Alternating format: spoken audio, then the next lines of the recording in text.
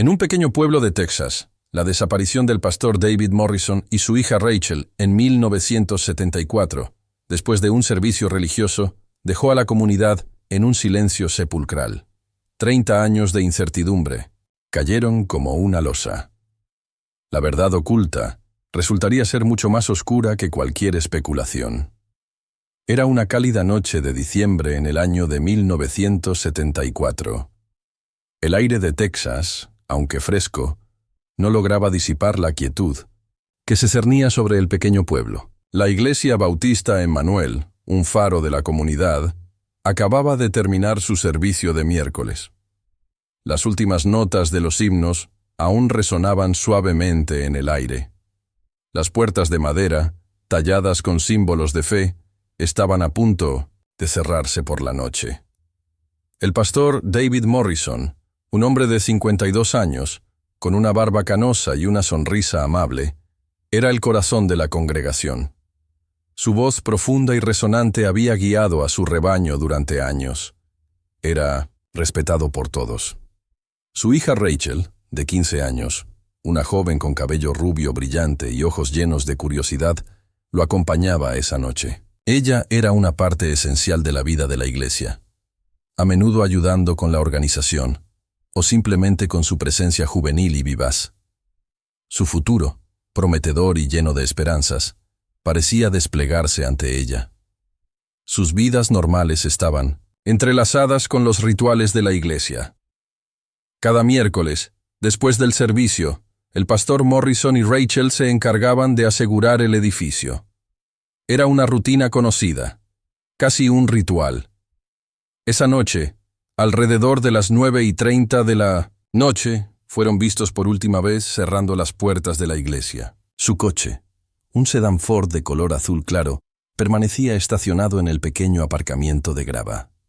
Adentro, en el altar, sus Biblias estaban abiertas, un testamento silencioso de su devoción. La mañana siguiente, la ausencia del pastor, y Rachel no fue notada de inmediato. Era un día de descanso para la mayoría. Pero al mediodía, el teléfono de Sarah Morrison, la esposa y madre, comenzó a sonar. Las llamadas eran de miembros de la iglesia, preguntando por el pastor David y Rachel. La preocupación crecía con cada llamada. Sarah, una mujer de 49 años en ese momento, con una fortaleza tranquila y una fe inquebrantable, sintió un nudo en el estómago. Sabía que algo no estaba bien. Nunca habían faltado a un compromiso. Nunca. La búsqueda inicial fue frenética. Sarah, con la ayuda de la congregación, organizó grupos de búsqueda. Peinaron cada rincón del pueblo. El pequeño bosque detrás de la iglesia fue revisado meticulosamente. Cada casa fue visitada. Los feligreses rezaron sin cesar. Sus voces un coro desesperado. Los Rangers de Texas, hombres de ley con sombreros de ala ancha y rostros serios, recorrieron cada carretera del estado. La Oficina Federal de Investigaciones, el FBI, se unió a la investigación. Sus métodos eran más sistemáticos, sus recursos mayores, pero la falta de pistas los desconcertaba. El coche del pastor, inmaculado, en el estacionamiento, ofrecía pocas pistas. Las Biblias abiertas en el altar, intocadas, parecían un presagio. La comunidad estaba sumida en la confusión. Las preguntas eran muchas. ¿Qué había pasado con ellos? ¿Por qué no había ninguna señal de lucha? ¿A dónde se habían ido? No había respuestas. Solo un vacío creciente. Pronto, los rumores comenzaron a surgir. Algunas personas hablaban de una doble vida, de un escape planeado, de deudas ocultas. Otros, más oscuros en sus creencias, susurraban sobre un trato con el diablo. La iglesia, antes un refugio, se convirtió en el centro de especulaciones y miedo. Pero Sarah nunca dudó. Su corazón de madre y esposa le decía que algo terrible había sucedido a su familia. No era un escape. No era una traición. Era una tragedia. El misterio se profundizaba con cada día que pasaba, dejando una herida abierta en el alma del pueblo. Los años se deslizaron lentamente, uno tras otro, convirtiéndose en décadas. La desaparición del pastor David y Rachel se convirtió en una leyenda local, una historia susurrada en voz baja, un enigma sin resolver que continuaba acechando a la pequeña comunidad de Texas. La esperanza de encontrarlos vivos se desvaneció, con el tiempo, reemplazada por una resignación sombría. El pueblo, antes vibrante, parecía haber envejecido bajo el peso de la incertidumbre. La iglesia, que alguna vez fue el centro de la vida, se sentía ahora como un monumento a lo desconocido. Sarah Morrison, la viuda y madre, nunca dejó de buscar.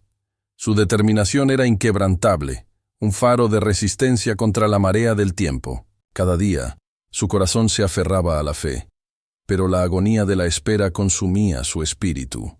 La prolongada ausencia de su familia era un silencio ensordecedor que resonaba en cada rincón de su hogar vacío. La vida había continuado para otros, pero para Sarah, el tiempo se había detenido en aquella fatídica noche de diciembre de 1974. Ella sentía el peso de la ausencia en cada respiración. La verdad, sin embargo, era mucho más siniestra y extraña que cualquier rumor. Se había ocultado bajo la superficie, un secreto oscuro que se gestaba en el corazón de la propia iglesia.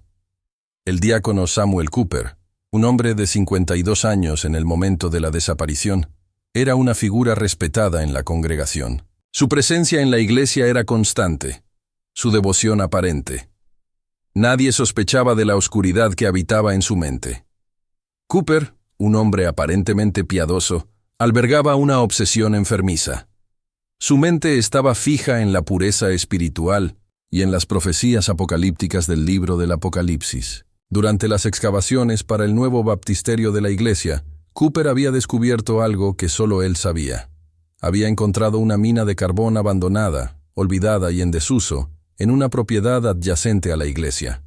Para Cooper, este descubrimiento no era una casualidad, era una señal divina. Él creía firmemente que Dios lo había elegido. Pensaba que su misión era preservar a los elegidos antes del fin de los tiempos, antes del inminente apocalipsis. Esta mina, para él, era el refugio perfecto. Un santuario subterráneo donde los pocos escogidos podrían sobrevivir a la destrucción. La noche de la desaparición, Cooper puso en marcha su macabro plan. Había preparado café para el pastor David y Rachel, un gesto de hospitalidad que ocultaba una traición. En el café, había mezclado una fuerte dosis de sedantes, bendecidos, según él, con agua bautismal. Después del servicio, cuando el pastor y Rachel se disponían a cerrar la iglesia, el efecto del sedante comenzó a actuar. Cayeron sin resistencia. Cooper, con una mente distorsionada por su fanatismo, los llevó a la mina. La mina se había transformado. Ya no era una cueva oscura y desolada, sino un búnker religioso. Cooper había trabajado incansablemente para convertirlo en un templo subterráneo. Había traído provisiones, lámparas de queroseno y todo lo necesario para la supervivencia a largo plazo. Durante 3 décadas, mantuvo a padre e hija cautivos en esa oscuridad. Los obligó a vivir en una realidad grotescamente distorsionada. Cooper les había convencido de que el rapto, la ascensión de los elegidos al cielo, ya había ocurrido. Ellos, el pastor David y Rachel, eran los únicos salvados. Eran los únicos elegidos que quedaban en la tierra, los últimos vestigios de la humanidad antes del juicio final. El búnker era un templo macabro, un santuario de la locura. Cooper realizaba servicios diarios, ritos retorcidos de su propia invención. Forzaba el ayuno extremo, un castigo para purificar sus almas. Manipuló a Rachel. Le hizo creer que ella era la nueva Eva. Le dijo que su destino era repoblar la Tierra Santa, el único lugar donde la humanidad podría renacer después del apocalipsis. David, el pastor, estaba psicológicamente quebrado. Su mente fluctuaba entre la desesperación y la locura. Intentaba proteger a su hija, pero a menudo sucumbía al lavado de cerebro de Cooper. Su fe, antes una fortaleza, se había convertido en una herramienta de su torturador. Samuel Cooper, en su delirio, documentaba todo. Grababa videos de los servicios, de los momentos de angustia de sus cautivos. Estaba convencido de que estaba creando escritura moderna, un testamento visual de su obra divina. Estas grabaciones, almacenadas en secreto, eran la prueba de su retorcida fe. El secreto, un peso oscuro, permanecía enterrado, esperando el momento de su inevitable revelación. Los años pasaron sin piedad. El tiempo, implacable, cobraba su precio. En el año 2004, Sarah Morrison, la viuda que nunca perdió la esperanza, tenía 73 años. Su salud, como un viejo reloj de arena, comenzaba a fallar. Las fuerzas la abandonaban lentamente. Había dedicado su vida a la búsqueda, pero la verdad seguía siendo una sombra. Fue entonces, en un día común, que recibió una carta anónima. Una carta que contenía la llave del misterio. La carta era de Samuel Cooper, el diácono, el hombre que había estado al lado de Sarah en la iglesia, el que había ofrecido consuelo en los primeros días de la desaparición, era el autor. Cooper, ahora de 82 años, estaba muriendo de cáncer. La enfermedad lo había consumido, dejándolo en un estado de delirio y arrepentimiento. Buscaba el perdón divino, un último intento de absolución antes de la muerte. La conciencia finalmente lo había alcanzado. La carta era una confesión, un testimonio delirante de sus acciones. Contenía un mapa dibujado a mano, tosco, pero reconocible. El mapa señalaba el lugar exacto de la mina de carbón abandonada. Junto al mapa, palabras incoherentes sobre mantener a los ángeles del Señor. Frases que solo un alma atormentada podría escribir. Sarah leyó la carta con una mezcla de horror y una extraña sensación de confirmación. Su corazón, que había sentido la verdad durante décadas, finalmente tenía una pista. Su cuerpo temblaba, pero su mente estaba clara. La verdad estaba al alcance de su mano. La policía actuó de inmediato. La carta de Cooper, aunque confusa, era lo suficientemente específica. El mapa los guió a la mina de carbón, un lugar que había sido pasado por alto en las búsquedas iniciales. Era un rincón olvidado de la propiedad de la iglesia, cubierto de maleza y rocas. La entrada, oculta por el tiempo y el abandono, apenas era visible. Los agentes, con sus linternas y equipos, descendieron a la oscuridad. Cada paso era una mezcla de cautela y anticipación. El aire se volvió frío y húmedo a medida que se adentraban en las profundidades de la tierra. El conocimiento de la verdad, durante 30 años, había sido una carga insoportable para Cooper. Su enfermedad, el cáncer que lo consumía, lo había empujado a este acto final de confesión. La culpabilidad, aunque distorsionada por su mente enferma, había carcomido su alma. El peso de su secreto, finalmente, se hizo insoportable. Era un último intento de redención, un clamor por el perdón que nunca recibiría en la tierra. La verdad, como una inundación contenida, estaba a punto de estallar. La policía avanzó con cautela en la oscuridad sofocante de la mina. El aire era pesado, cargado con el olor a humedad y a un encierro prolongado. Las linternas cortaban la penumbra, revelando pasadizos estrechos y techos bajos. De repente, una luz tenue brilló a lo lejos. Un resplandor amarillento que palpitaba. En el abismo, al acercarse, el contorno de una estructura comenzó a emerger de las sombras. No era un túnel derrumbado, sino una puerta de madera toscamente construida, casi fusionada con la roca. Detrás de ella, se escuchaban débiles sonidos. Un murmullo que se elevaba y caía, como un canto antiguo. Al abrir la puerta, la escena, que se reveló, dejó a los oficiales sin aliento. Era un búnker subterráneo, una especie de templo macabro. Lámparas de queroseno iluminaban el espacio, proyectando sombras danzantes sobre las paredes de roca. Un altar improvisado, hecho de piedras y madera, se erigía en el centro. Libros viejos, escritos a mano, y artefactos religiosos extraños se esparcían por el suelo. El aire estaba impregnado de un olor a moho y a algo más. Un hedor a humanidad, enclaustrada. Y allí, en medio de este escenario surrealista, Estaban ellos. El pastor, David Morrison, ahora de 76 años, era irreconocible. Su cabello era largo y enmarañado, su barba blanca y descuidada. Sus ojos, antes llenos de vida, estaban hundidos y vacíos, reflejando una mente mentalmente destruida. Murmuraba palabras incoherentes, fragmentos de himnos y versículos bíblicos mezclados con un lenguaje ininteligible. Su cuerpo era frágil, sus movimientos lentos y erráticos. Era la sombra de lo que había sido. A su lado estaba Rachel, ahora de 45 años. Su rostro, pálido y delgado, mostraba los estragos de una vida sin luz. Sus ojos, aunque aún conservaban un atisbo de la curiosidad juvenil, estaban marcados por una profunda tristeza y una incomprensión aterradora. Nunca había conocido otro mundo más allá del búnker. Su realidad era la que Cooper le había impuesto. Una fantasía apocalíptica donde eran los únicos salvados.